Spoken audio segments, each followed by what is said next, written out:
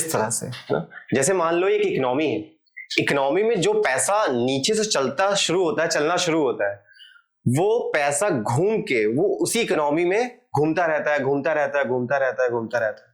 तुम एक सिंपल सा कॉन्सेप्ट होता है, किसी का एक्सपेंडिचर किसी की इनकम बन जाता है ना, किसी का एक्सपेंडिचर किसी की इनकम बन जाता है। ये क्वेश्चन बोर्ड 2021 में भी पूछा गया था, 2021 सीबीएसई में आया हुआ है, ठीक है। What do you mean by the axiom someone's expenditure becomes someone's income? इस एक्सियम से आप क्या समझते हैं कि किसी का खर्चा किसी की इनकम बन जाता है। तो ये जो कॉन्सेप्ट है ये स्टार्ट होता है सर्कुलर फ्लो ऑफ इनकम से। तुम मार्केट में गए, 5 रुपए की एक चॉकलेट खरीदी, उस 5 रुपए को जो तुमने उसको दिए, उसके बदले में उसने तुम्हें क्या दिए, चॉकलेट दी। वो गुड्स तुम घर पे लेके आए अपने, उस 5 रुपए का वो क्या करेगा, वो कहीं और इन्वेस्ट करेगा, जो रिटेलर होगा, जो शॉपकीपर होगा, वो पैसा चलता रहता है, घूमता रहता है मार्केट में, है ना। इसको हम लोग बोलते हैं circular flow of income. Chapter 1 में जो सबसे पहला और सबसे बेसिक कॉन्सेप्ट था, what is the difference between the micro economics and macro economics. Micro का मीनिंग होता है it studies the behaviour of individual units, ये सब पहले भी पढ़ाया था एक बार, है ना। और it studies the behaviour of aggregate of economy as a whole. तो तुमको पूरी लाइन में ये वर्ड याद रखना है, इकोनॉमी एज अ होल। पूरी इकोनॉमी को ये एक साथ स्टडी करता है। ये क्या करता है, ये माइक्रो, ये एक इंडिविजुअल यूनिट की स्टडी करता है। ये पूरी इकोनॉमी को as a whole, complete, whole का मीनिंग क्या होता है, पूरी कंप्लीट इकोनॉमी की स्टडी। इसका एग्जांपल जैसे मैंने मान लो बात की एम्प्लॉयमेंट की, भारत में एम्प्लॉयमेंट का क्या लेवल चल रहा है ना, रोजगार का क्या स्तर चल रहा है। ये जो एम्प्लॉयमेंट लेवल है ये किसका एग्जांपल जाएगा, मैक्रो का पार्ट है। एक और एग्जांपल बताओ मैक्रो का, नेशनल इनकम जैसे होगी, है ना। भारत की नेशनल इनकम को अगर कैलकुलेट करना होगा तो वो किसका पार्ट है, मैक्रो इकोनॉमिक्स का। क्यों, क्योंकि जब हम नेशनल इनकम को कैलकुलेट करते हैं तो इंडिया को एज अ होल की तरह ट्रीट करते हैं, है ना, पूरा एक कंप्लीट इकोनॉमी। इसीलिए अगर हम इसके टूल्स की बात करें, what are the tools in the micro economics, तो क्या हो जाएगा, demand and supply. Class 11th की इकोनॉमिक्स में था ना डिमांड एंड सप्लाई, और क्लास 12th में था income and employment, level of the economy. सबसे पहला जो डिफरेंस है, what is the difference between the micro and macro, तो माइक्रो का पहला डिफरेंस क्या हो जाएगा, इंडिविजुअल यूनिट की स्टडी करना। मैक्रो का पहला पॉइंट हो जाएगा इकोनॉमी एज अ होल की स्टडी करना। दूसरा पॉइंट, इसमें जो टूल होंगे वो डिमांड एंड सप्लाई होंगे। उसका जो टूल होता है वो एग्रीगेट डिमांड और एग्रीगेट सप्लाई होता है, ठीक है। पांडे समझ में आ गया। ये जो हम लोग पढ़ रहे हैं ये चैप्टर नंबर 1 है मैक्रो का, ठीक है। आज इसको कंप्लीट कभी कर देंगे क्योंकि ये छोटा चैप्टर है, लेकिन जो भी तुमको बता रहा हूं इससे कभी कोई लॉन्ग का क्वेश्चन नहीं आया, सिर्फ इसको छोड़ के, difference between micro and macro. जितने भी इससे क्वेश्चन बने वो सब शॉर्ट में बने या एमसीक्यू के आए, 1-1 नंबर वाले। इसका ऑब्जेक्टिव क्या होता है, what is the objective of micro economics, तो इसका ऑब्जेक्टिव होता है टू डिटरमाइन प्राइस। इसका ऑब्जेक्टिव होता है प्राइस का डिटर्मिनेशन। मार्केट में कोई चीज किस प्राइस पे बिकेगी ये स्टडी किसमें करते हैं, माइक्रो इकोनॉमिक्स में। लेकिन मार्केट में इनकम का लेवल क्या है या एम्प्लॉयमेंट का लेवल क्या है, इसको हम लोग स्टडी करते हैं मैक्रो इकोनॉमिक्स में, ठीक है। ये समझ में आ गया, ओके। नेक्स्ट टॉपिक पे आते हैं। इसके आगे एक लास्ट डिफरेंस है, देखो माइक्रो का अदर नेम प्राइस थ्योरी। क्यों, हम लोग इसमें स्टडी करते हैं प्राइस के बारे में। किसी भी प्रोडक्ट का प्राइस किस लेवल पे कैलकुलेट किया जाएगा, वो जो प्राइस होता है, इसीलिए इसको बोला जाता है प्राइस थ्योरी। लेकिन मैक्रो इकोनॉमिक्स में दूसरा नाम क्या होता है, इनकम एंड एम्प्लॉयमेंट थ्योरी, ठीक है, income and employment theory, okay. ये था पॉइंट नंबर 1। इसमें किसी को डाउट है क्या, difference between micro and macro, कोई डाउट नहीं, ओके। पांडे एक कोई पॉइंट बता दो डिफरेंस का, कोई भी डिफरेंस का पॉइंट बता दो बिना देखे। Macro economy as a whole और माइक्रो में, वेरी गुड, माइक्रो में इंडिविजुअल यूनिट की स्टडी करते हैं। निखिल एक एग्जांपल बता दो।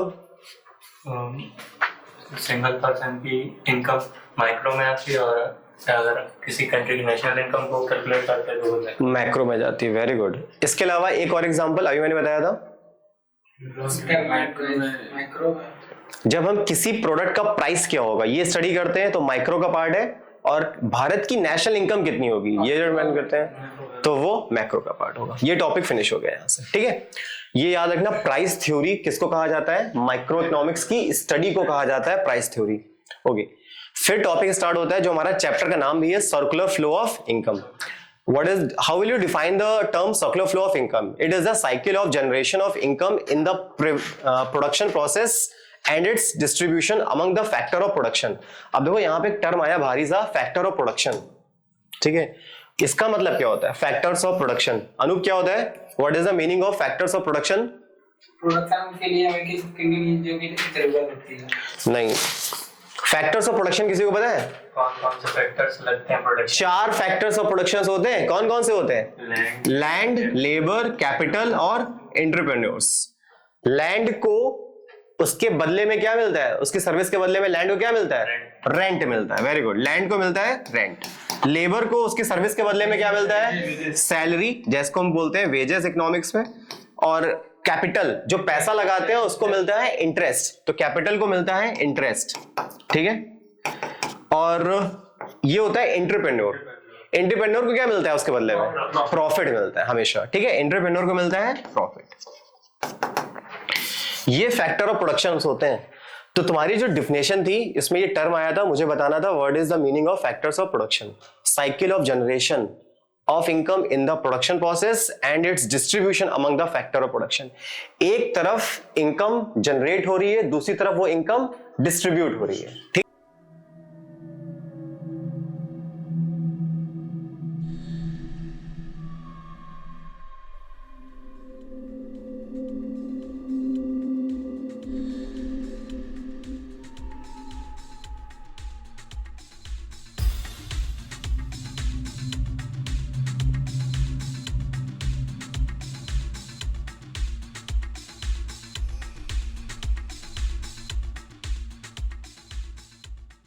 तुम्हें एग्जाम तक ये याद रखना है अपने 12th में कि साइकिल ऑफ जनरेशन डिस्ट्रीब्यूशन, ये दो टर्म को मैंने अंडरलाइन किया हुआ है। एक तरफ लिखा हुआ है जनरेशन और एक तरफ लिखा हुआ है डिस्ट्रीब्यूशन, ठीक है। Cycle of generation of income and distribution of income. अच्छा, डिस्ट्रीब्यूशन किसके बीच में हो रहा है? फैक्टर्स ऑफ प्रोडक्शन के बीच में। फैक्टर ऑफ प्रोडक्शन क्या होते हैं? लैंड, लेबर, कैपिटल और एंटरप्रेन्योर्स। तो ये होता है। तो बोर्ड में जो क्वेश्चन आया 2021 में, ये सब ना पूछ के उसने दिया कि ये जो सर्कुलर फ्लो ऑफ इनकम का कॉन्सेप्ट है, it is based on one's expenditure is another's income. How would you explain this? 2 number का ये क्वेश्चन था 2022 में, टर्म 2। तो CFI का मतलब है circular flow of income. Anu बताओ, how would you explain one's expenditures is another's income? जब कोई खर्च करेगा तो वो किसी की इनकम तो होगी। जब कोई कुछ खर्च करेगा वो किसी दूसरे की इनकम होगी। लेकिन इससे सर्कुलर फ्लो ऑफ इनकम से क्या लेना देना है इसका? मतलब इकोनॉमी में 2 फैक्टर घूम रहा है, जैसे एक सेलर हो गया, एक कस्टमर हो गया। तो जब सेलर ने कोई चीज बेची, वो कस्टमर ने खरीदी, कस्टमर का जो एक्सपेंडिचर हुआ उससे उसकी नीड फुलफिल हो गई, उससे सेलर को प्रॉफिट मिल गया। ठीक है, सही कह रहा है ना। देखो, हम शॉप से जो भी कुछ खरीदते हैं उसके बदले में हम उसको पैसा देते हैं, वो पैसा उसके लिए कुछ प्रॉफिट लेके आता है। वो प्रॉफिट से वो क्या करता है? दोबारा से इन्वेस्टमेंट करता है ना। रिटेलर्स, जो छोटे शॉपकीपर्स होते हैं वो रिटेलर से लेके आते हैं, है ना। रिटेलर्स होलसेलर से लेके आते हैं। तो ये पूरा चेन ऑफ साइकिल है। तो ये साइकिल चलती रहती है। मेरा एक्सपेंडिचर किसी के लिए क्या बन रहा है? इनकम का जरिया बन रहा है ना। मेरा एक्सपेंडिचर किसी के लिए इनकम का जरिया बन रहा है। मैंने बोर्ड में गाया, किसको इनकम हुई? हुई कि नहीं हुई? ठीक है, चलो। तो किसी का एक्सपेंडिचर किसी की इनकम का जरिया होता है। ओके, तो यहां पे यही लिखा था, प्रोडक्शन फेज, इनकम फेज और एक्सपेंडिचर फेज, ये तीनों चलते रहते हैं। इसी तीनों के जो सर्किल होता है, इसी को कहा जाता है सर्कुलर फ्लो ऑफ इनकम। ठीक, ओके। जो नेक्स्ट बोर्ड में खूब पूछा गया है, भर भर के क्वेश्चन आए, what is the difference between the stocks and flow? Stock और फ्लो में क्या डिफरेंस होता है? ठीक है, ये तुम लोग को पहले भी याद करवाया था जब स्टार्टिंग में पढ़ाया था। Stocks are measured at a particular point of time. जो स्टॉक्स होते हैं वो एक पर्टिकुलर पॉइंट ऑफ टाइम पे मेजर किए जाते हैं, लेकिन जो फ्लो होता है वो over period of time measure किए जाते हैं, है ना, ओवर पीरियड ऑफ टाइम। तो बोर्ड में ये सब क्वेश्चन तो बाद में आते हैं। जो पिछले 2-3 साल से क्वेश्चन आ रहे हैं उसमें क्या देता है?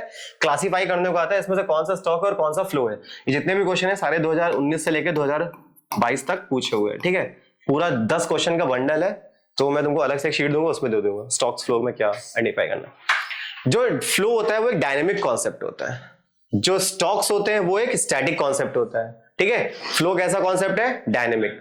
डायनेमिक का मतलब क्या होता है? जो लगातार चल रहा है, जो कॉन्टिन्यूअस बना हुआ है। डायनेमिक का मीनिंग होता है कॉन्टिन्यूअस। लेकिन जो स्टैटिक कॉन्सेप्ट होता है इसका मतलब होता है रुका हुआ, है ना? ये रुका हुआ कॉन्सेप्ट है, स्टैटिक है। तो जैसे पॉपुलेशन ऑफ इंडिया इन 2011 में भारत की पॉपुलेशन कितनी थी? तो वो स्थिर, एक कांस्टेंट टर्म ही तो तुम्हें देगा आंसर। तो वो किस में जाएगा? स्टॉक में जाएगा। मैं तुमसे पूछूं पांडे तुम्हारी वेल्थ कितनी है, तुम्हारी संपत्ति कितनी है, तो वो किसका कॉन्सेप्ट है? स्टॉक का कॉन्सेप्ट है। क्यों?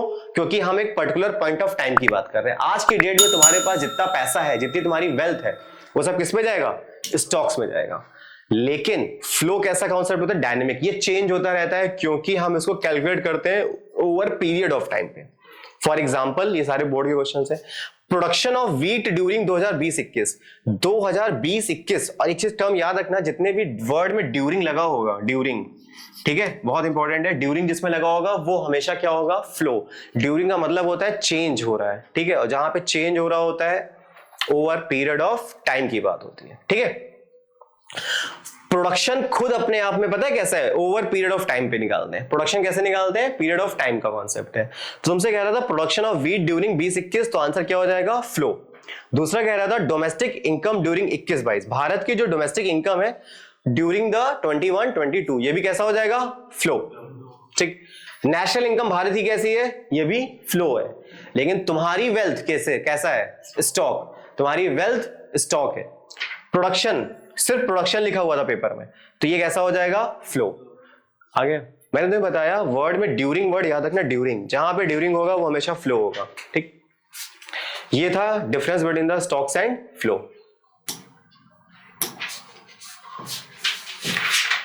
नेक्स्ट पेज पे आते हैं,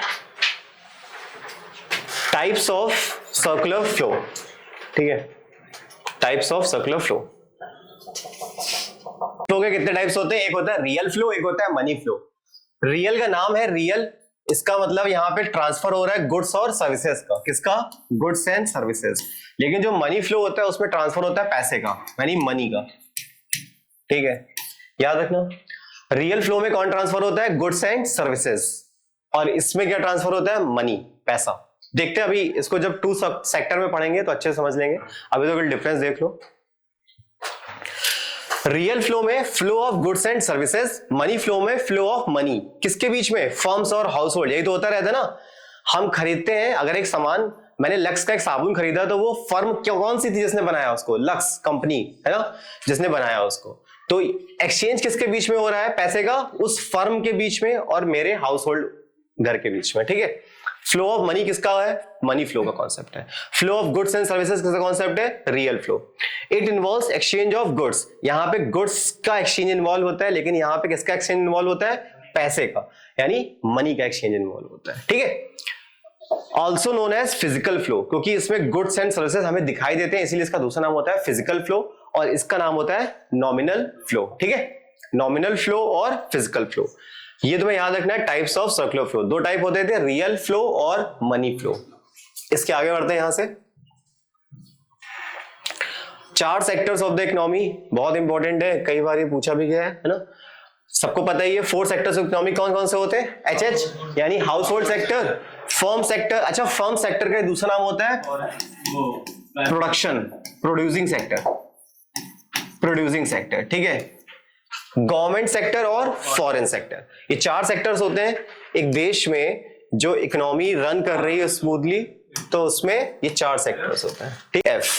आते हैं इकोनॉमी, 2 टाइप की होती है, एक होती है क्लोज्ड इकोनॉमी और एक होती है ओपन इकोनॉमी। मैं तुमसे पूछूं क्लोज्ड इकोनॉमी, इसका मतलब एक ऐसी इकोनॉमी जहां ना तो इंपोर्ट हो रहा है और ना तो एक्सपोर्ट हो रहा है, उसको हम कहते हैं क्लोज्ड इकोनॉमी, ठीक है। ओपन इकोनॉमी का एग्जांपल बोर्ड में पूछा क्या देता है? Easy question.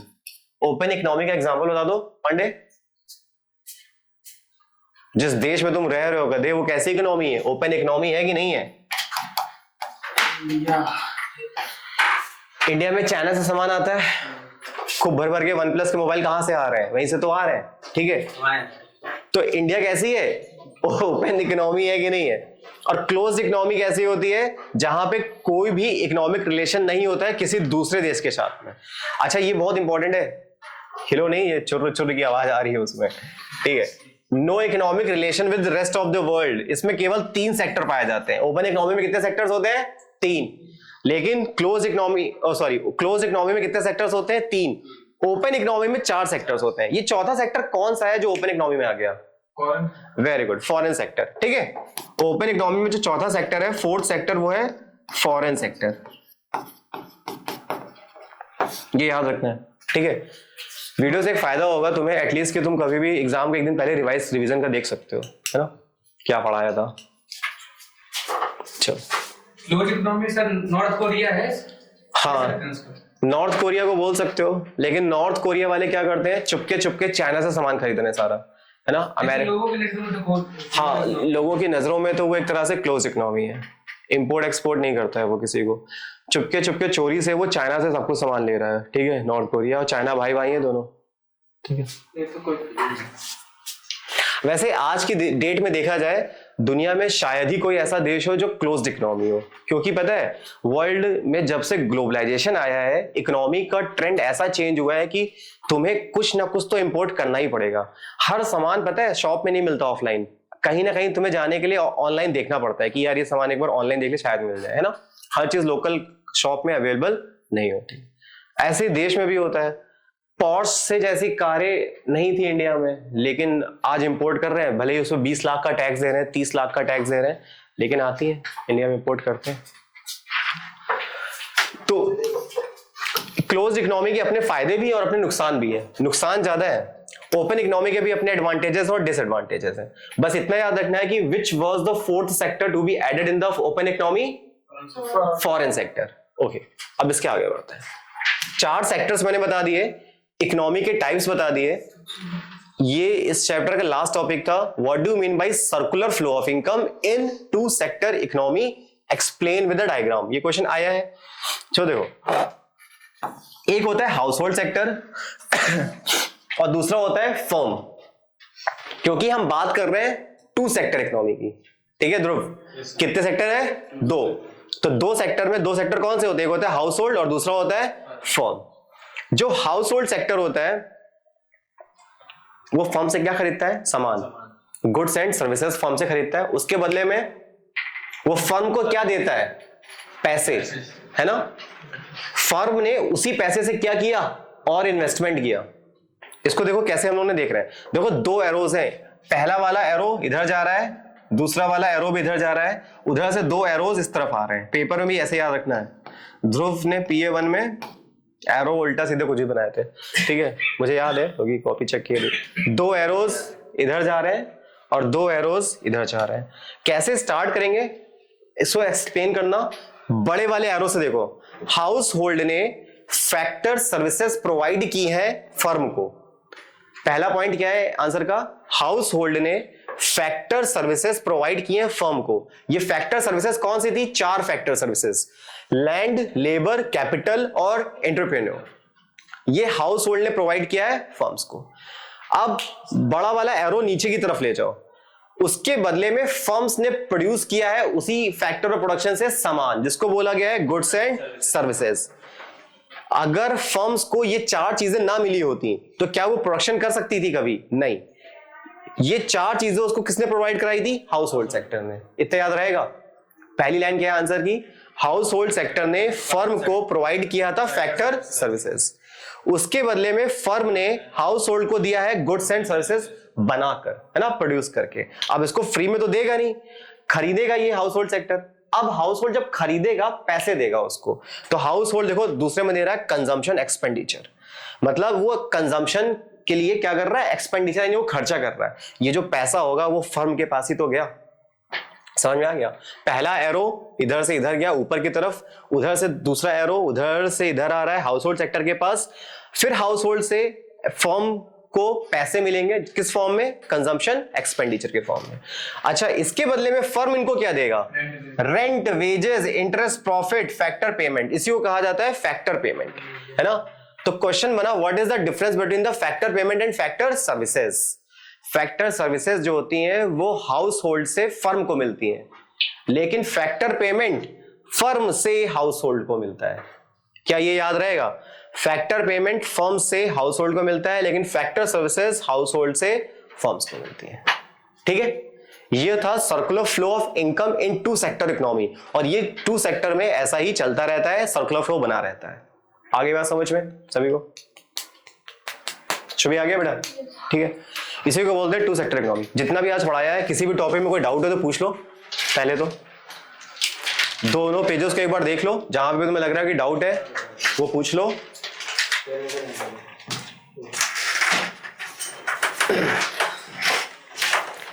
आदि तो पूछना बेटा।